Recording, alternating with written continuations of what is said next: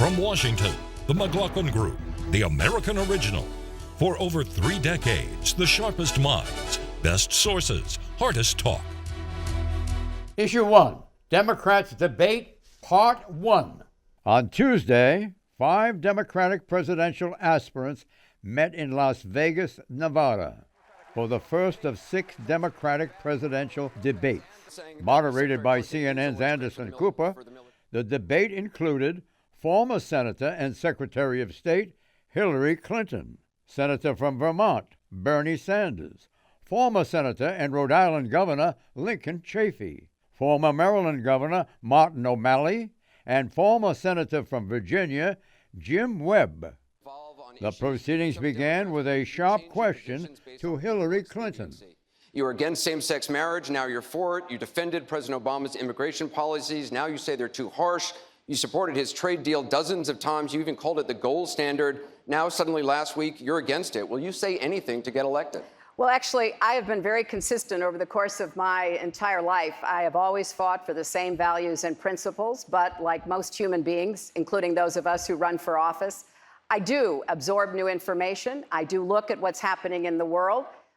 Question, Pat. Is Hillary Clinton a flip-flopper? Well, Hillary Clinton's views have changed gradually, as a lot of people's do, John. But here's the key thing about this debate. Last week I said Hillary basically was running against an image of Hillary that was developing, that she had lost it, that she was getting shrill, that she was caught up in this whole thing over the emails.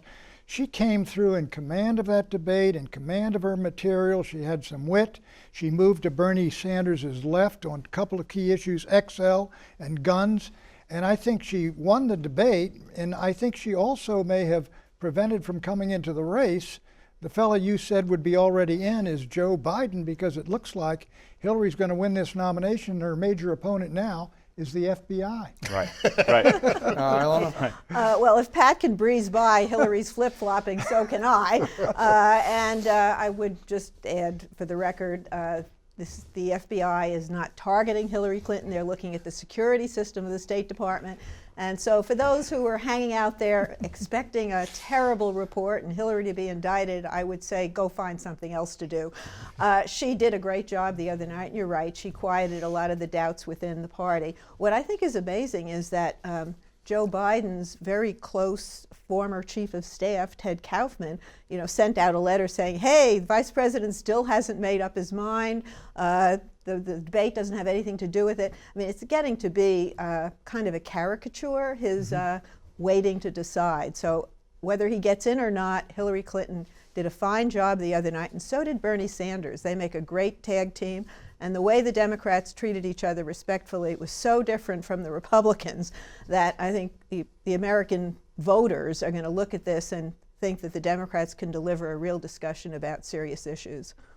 Yeah, look, I think, in the US presidential system, you have 2 elections, right? You have the primaries, where Hillary Clinton obviously did a very, very impressive job. I think Pat is right. I tend to think that, in contrast to Eleanor, there may be more to that FBI story. There may not be. We will see. But if there is, then she has a problem. If there isn't, she is the nominee. She secured herself. You saw the energy of the Democratic primary voters assembled there build, and her energy feed off that as it went on. So it was a huge moment for her campaign. But again, when it gets to the general election, the flip-flopping will become an issue because it allows for very easy ads, very easy criticisms on the part of the Republican candidate. There's no question but that Joe Biden is much more inclined to run after having seen this. I'll question it. Because the field is weak. And who do we have there? Biden will have very little direct competition other than Hillary. That's like I will question nice it. evening at the play, President Lincoln. Yeah, thank you very much. He can siphon off Sanders' support with his John, don't play supporters and dominate the pack. Well, John, Is Hillary an electable issue? Electable? Can you argue it? What you're saying would have sounded great last week, but now Hillary has changed the expectations now. That's what's so important with our debates. And thank you, congratulations, Tom, on figuring out our electoral system. I hope you can explain cricket to me after the show, because they're both about as arcane, but they're also inevitable. Hillary Clinton came into this debate with a lot of people questioning her abilities as a candidate, questioning her likability, et cetera. I thought like Pat said, she just really turned that around. Now, in fact, Joe Biden would start off in the hole if he enters the race because Hillary's got momentum now. And obviously that would just stop dead cold. The big Mo, right? Big Mo. If Biden stepped in now, that would just stop dead. And all of Hillary's supporters would be very angry at Biden, so he would have a John huge Clarence is right. Clarence is dead on. What Hillary Say did that more there. often, Pat. Yeah. Well, it's such a rarity. I'm going to get this across this here. But what she did is remove the argument for Biden to get in and make sure the Democrats have a viable candidate because Hillary was looking less and less viable. She removed that argument. What argument is left for Joe Biden getting in, John? As you said he would 2 weeks ago. Right. Hillary's ratings on untrustworthiness or trustworthiness and telling the truth are politically deadly in the general election. Undeniably. They are very tough. Okay, Democrats love her, but they make up only 30% of the electorate. But look at the other 70% are deeply skeptical about Hillary's ability to tell the truth. Was that altered by the debate? Yes. I think she came across as someone who can make direct eye contact, who can explain her positions. She came across as very credible. And to borrow a line from 2008, she's likable enough, but she is so competent and so intelligent that I think that really, and strong. And I think people really are going to look at strength in the general election. And she's going to be running against someone else. She's not going to be running against perfection. Yeah. And I don't think there's anyone in the Republican field, and they're in chaos right now, who has any better numbers than she has when it comes to trustability. Eleanor hit something on the head there in the sense that as much as Hillary Clinton will have an issue with the sort of easy charisma that perhaps a Republican candidate will, when she gets up, one of her strengths will be, as you saw in that debate, the eye contact, the ferocity, because that will allow voters to say, actually, Hillary Clinton is tough as they pursue it, and those independents may gravitate to her. Now, we'll see, but one of the things she's got to watch out for, though, is she made it look easy in this debate, and even Bernie Sanders coming to her side on the emails issue. She ain't going to get that debating with the Republicans. She's going to have to be ready for all kinds of attacks. Perfect in the debate. Perfect. Well, you know, and perfect score because she was relaxed. She enjoyed it. Right. She particularly enjoyed Sanders. She had that great exchange with Sanders. Yeah, well, you know, but she got away with a couple of things. That Sanders thing was brilliant on Sanders' part, but what he said was, look, I'm not going to get into attacking Hillary Clinton on this ridiculous damned email thing. He moves himself outside it, and he says to himself, praying, maybe the FBI does it, that's somebody else. That's not me, and I won't be blamed. I won't have my, my fingerprints on the revolver. I doubt Bernie Sanders is counting on the FBI to clear his way to the White House. That was a gesture of magnanimity, and it fits right in with what the people. Magnanimity. Well, so what? I don't care if it was calculated or not. The American people loved it. He raised $2 million in the 24 hours after that. The American public really doesn't think that's a huge issue. Maybe Clinton, some of your pals do, but that's about it. Hillary Clinton, Madam Clinton has had problems in the past with what? With appearing to be untrustworthy. Well, she's still got very bad ratings Don't on you think untrustworthy. that this debate she helped herself a bit. I wiped agree with it Tom. out. Wiped it out. Didn't wipe it out. She comes off as tough and competent and knowing what she's doing. A lot of things that people want in a president, and a lot of folks saying, I don't think I can trust the Clintons, but they're going to vote for her. Well, the next hurdle is next week, the Benghazi Committee. She won her wish to testify in public, so the American people can tune into that. The Benghazi Committee has really been discredited, so I think I'm assuming she's going to get through that just fine as well. Eleanor, did you know that Hillary was a centrist Democrat back in the late 80s and early 90s, almost identical to Jim Webb today? You know who Jim Webb was? I know who Jim Webb is. He was on the stage the other night. I was in the debate and how he portrayed himself and how he is. Now she's trying to be as progressive as Bernie Sanders, who is an avowed socialist. Well, she answered that question. She said, I am a progressive. I don't take a backseat to anyone. I'm a progressive who likes to get things done. Sure, she's associated with her husband and the Democratic Party moving to the center and what we call Clintonism. And now on a couple of issues, she's moved away from that, just as the country has, or at least as the Democratic Party has. And I think her changes in views are all pretty justifiable, even if you say politics is the only justification. John, they are problematic for the general election. She Why came not? out, well, take gun control. She came out all out tough anti-NRA. When you get into areas of Michigan and Pennsylvania and Ohio, a lot of folks up there that are Democrats, they tend to care about this issue very much. It helps her. She really took care of Bernie on it, but it's going to be a problem for her in the fall if she's the nominee. Except But the gun it issue has hasn't been a shifted. big problem for Yeah. Democrats since Al Gore back in 2000, and they've moderated their positions so that they don't appear to be waging a war against guns. Nevertheless, it hurt Obama, and he still won. It hurt Hillary Clinton. Now she can still win in Michigan, Ohio, those Rust Belt states. Did I say earlier that only 30% of voters identify themselves as Democrats, the rest are independents or Republicans? Yeah. Did I say that earlier? I thought it was interesting that Hillary didn't want to be called a moderate. She dodged that word and went for progressive. That is going to become an issue in the general election Well, it says campaign something on about guns where the electorate is now, because you're right. She and It's Bill where Clinton it tells you where the did run as Democratic, moderates. where the Democratic electorate is. And yet that's not, Yeah. she's in a debate with Democrats. You get in a general election, and it's not so far over there. But both are polarized right now, is what it is. I mean, Democrats parties are. want to vote for somebody who's a real Democrat, Eleanor who's like said, Republicans Eleanor do. made a statement that Republicans are in chaos.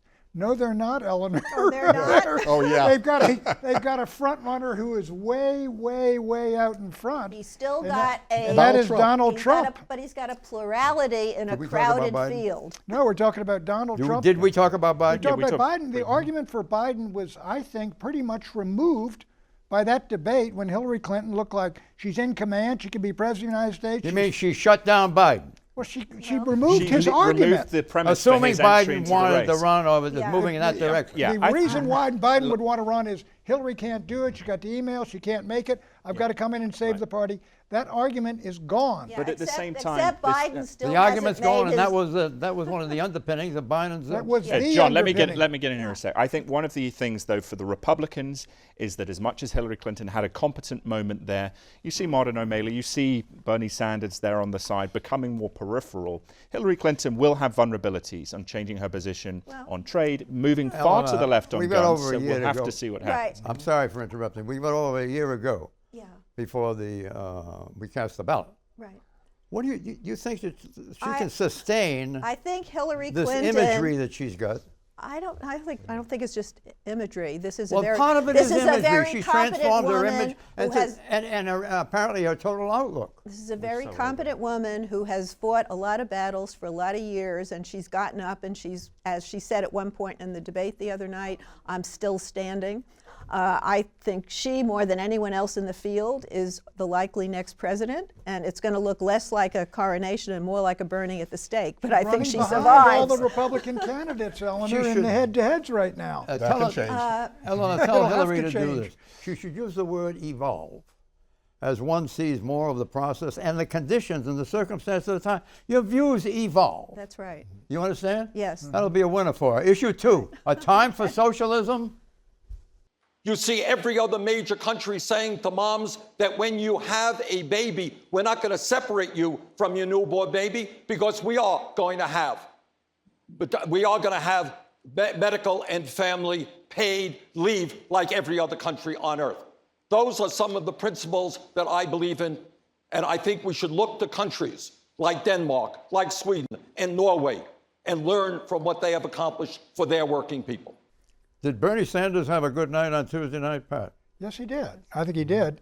He's a perfect foil for Hillary. He's a left-wing socialist, and he's making the case out there. He argues it well, that people yell, and what he does is he makes it look like Hillary is sitting much more in the center, even though she's a progressive. But I think he had a good night. He's got money in the bank, and he's perfect for her out there. She should take him on the road. Well, rare in this very noisy political season, he has broken through with his clear message. He's broken through in a way that Hillary hasn't yet. And income inequality, we all know where he stands. He's really struck a nerve. And the reaching out on the email thing, which was maybe. But if you have to have an it opponent, that's what you want. Gave Hillary a boost, and it gave himself a boost. It's still hard, I think, for a lot of people to see him as the next president. And I don't know. Maybe there'll be more I honeymoon think packages in there Moscow will be now that we know that's where he went. I actually tend to think Bernie had a weak night, because if you see on foreign policy, there was a moment where he was umming and ahhing his way through talking about Putin. That allowed Hillary Clinton to say to even liberals, look, I have more credibility with this, as the Democratic Party would perceive it. And I also think the way he dealt with the audience, amazingly, was far less charismatic than we've been seeing before. He seemed like the sort of mad professor shouting at them a lot of the time, whereas Hillary, as we said, that energy went up. She was smiling, she was joking, she had some good ripostes, and she kind of made O'Malley, Webb, to some degree, and of course Chafee, irrelevant. When you look at the focus groups afterwards and the unscientific call-in polls, Bernie won. I mean, that shows energy. It's not a scientific poll, but it shows a lot of energy out there. And believe me, those of us in the mainstream media got the emails and the phone calls the next day. What do you mean Bernie didn't win? I mean, there was. But it's also really, because really Republicans who were asked that question did not ever want to say that Hillary won. Clearly, Hillary won in terms of what she needed to do. She Bernie won. really did energize his base, and he's done a tremendous job of doing that. But the Republicans, I can tell you, they're on their knees praying that Bernie gets this Well, of course they are. Just like Democrats are praying for Trump to win. Well, but you might hear your prayers answered, fella. Well, I'm ready for the Trump administration. I mean, I'm trying to visualize these folks in the White House, and I can see Hillary, I can see a Bush in the White House, but I have a hard time seeing a Trump in the White House. Issue 3, showdown at the Wynn Hotel. Secretary Clinton, is Bernie Sanders tough enough on guns? No, not at all. I think that we have to look at the fact that we lose 90 people a day from gun violence. This has gone on too long, and it's time the entire country stood up against the NRA. The majority of our country supports background checks, and even the majority of gun owners do. Senator Sanders did vote 5 times against the Brady bill. As a senator from a rural state, what I can tell Secretary Clinton, that all the shouting in the world is not going to do what I would hope all of us want, and that is keep guns out of the hands of people who should not have those guns and end this horrible violence that we are seeing. We were able to pass this and still respect the hunting traditions of people who live in our rural areas. And we did it, Anderson, by leading with principle, not by pandering to the NRA. But while Lincoln Chafee shared this pro-gun control consensus, one candidate, Jim Webb, did not. There are people at high levels in this government who have bodyguards, 24 hours a day, 7 days a week. The average American does not have that and deserves the right to be able to protect their family.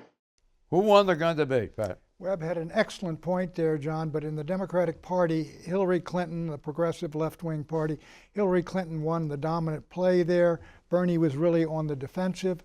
But I think for the general election, the National Rifle Association and the Republicans are delighted with that debate. Well, I think we've reached a tipping point on the gun issue, and there are lots of gun groups, gun safety groups that have popped up around the country. And Webb's point is that somehow the government is going to take away your guns.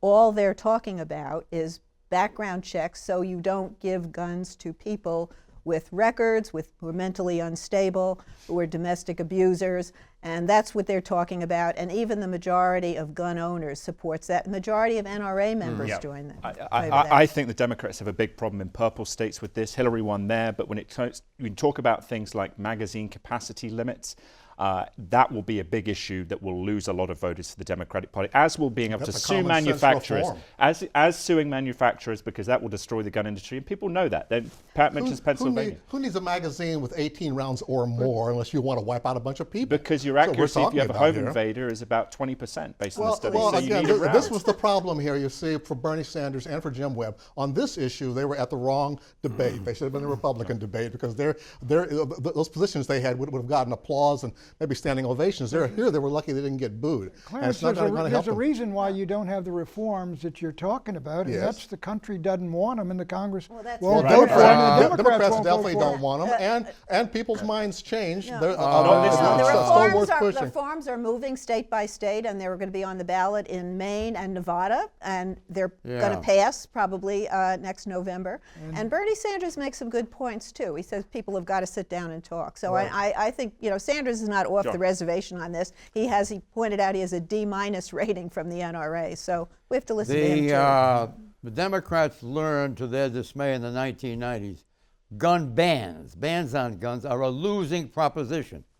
They don't cut crime, but they do cost Democrat votes. Nobody's called for a ban on guns since the 60s. I mean, even Al Gore was just talking about registration. That was enough. I mean, for Bernie Sanders to have a D- with the NRA shows you how far out there the NRA is, even farther out than most gun owners by a lot of measures, since most gun owners aren't members of the NRA. Would you not say manufacturer lawsuits, though, are very far out? The American public... No other American company enjoys immunity from all lawsuits. Why should the gun industry be different? Because because what you would do that, you're holding culpable, because it's completely different, holding a manufacturer culpable. That's like being able to sue someone because you use a knife at home and cut yourself. Americans like their... We're talking about things like background checks and all, which have 80% or more support of the public. If a knife is manufactured in a faulty way or marketed in a deceiving way, that company would be culpable. But the people, Americans like the their people who guns. vote on guns and go out and vote on them as a single issue, vote for guns. That's right. That's right. But if Sandy Hook didn't get people up, I wonder if anything will. But how many Sandy Hooks do we need? Right now the numbers are going up, and I think Eleanor's right that after a certain point the public says enough. We got to sit down and talk about some kind of reform. We'll have the debate in the general. Sooner or later. We'll have the debate in the general. Yeah, I mean, Americans love their guns. It's as simple as that. And they believe in the Second Amendment to the Constitution. How many Sandy Hooks do you want, John? How many Auroras do you want? How many, one state after another? We're getting these massacres. How are you going to stop them? Well, you take steps, small steps, and you reverse. You reverse the course we've been on since back in the 1990s, the NRA supported universal background checks. Wayne LaPierre sat there supporting universal background checks. We moved away from that now. We need to get back. How do you think the rest of the world has handled this gun debate? They don't even have gun debates. Canada has as many guns per person probably as we have, and they have fewer gun laws, and they are Well, there you go. No, I don't. They have the appropriate gun laws. Issue 4, Korea comes calling. Today's summit served as an opportunity to set forth a clear vision and strategy for the future of the Korea-U.S. alliance. In forging a new Korean peninsula, a new Northeast Asia, and a new world, I'm confident that the Korea-U.S. alliance will continue to evolve into a comprehensive strategic alliance. South Korean President Park Geun-hye met with President Obama at the White House on Friday as part of a U.S. visit that included meetings at NASA and the Pentagon. On the agenda were discussions over South Korea's relations with its difficult neighbor, North Korea, whose tempestuous leader, Kim Jong-un, recently threatened to hold nuclear test explosions and ballistic missile launches. But President Park's real agenda is business, namely South Korea's flagging export business. Once considered an Asian tiger for its consistent growth, over the past year, South Korea has seen its exports fall by 15% overall. Exports account for more than half of South Korea's economy. Sagging demand in China and continued stagnation in the European Union have sapped Korean sales.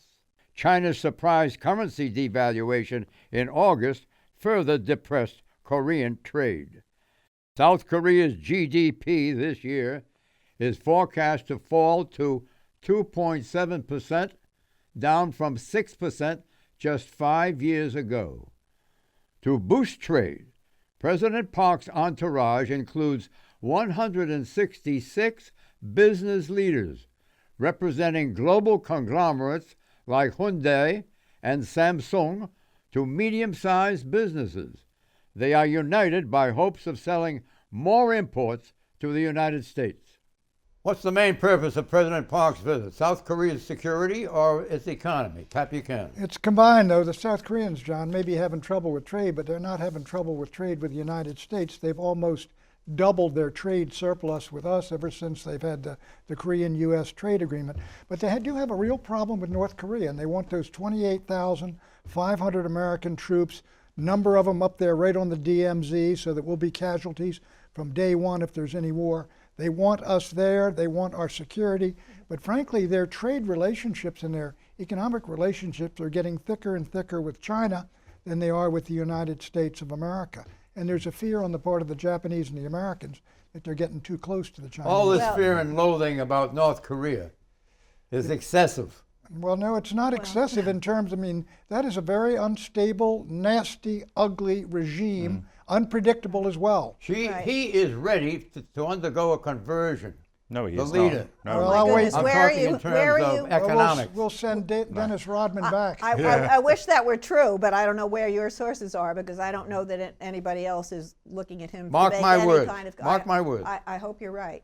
But the issue of the American troops in Korea has now entered the presidential race because Donald Trump is campaigning on how we should pull out those troops. And I don't think that's not going to happen.